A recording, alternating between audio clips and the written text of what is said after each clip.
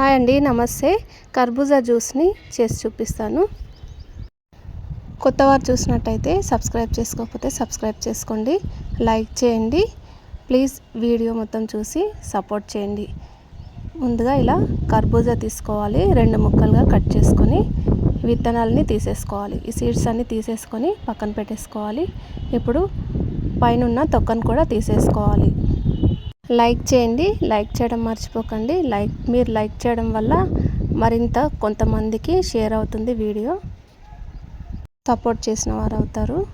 ఇప్పుడు ముక్కలుగా కట్ చేసుకొని మిక్సీ జార్లో వేసుకోవాలి.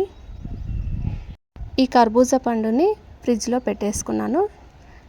ఇప్పుడు షుగర్ని వేసుకోవాలి. 2 టేబుల్ స్పూన్ల వరకు షుగర్, చిన్న టీ గ్లాసు పాలను పోసుకోవాలి. చిక్కటి పాలు మిక్సీ జార్లో పోసుకొని మిక్సీ పట్టేసుకోవాలి మెత్తగా. ఇలా జ్యూస్ గ్లాసులలో పోసుకొని సబ్జా గింజల్ని ముందుగానే 1 అవర్ ముందే నానబెట్టేసుకోవాలి. ఇప్పుడు వీటిని కూడా కలిపేసుకోవాలి.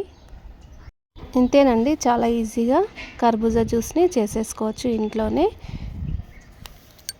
ఈ జ్యూస్ శరీరాన్ని చలవ చేస్తుంది. ఈ సమ్మర్లో ట్రై చేయండి.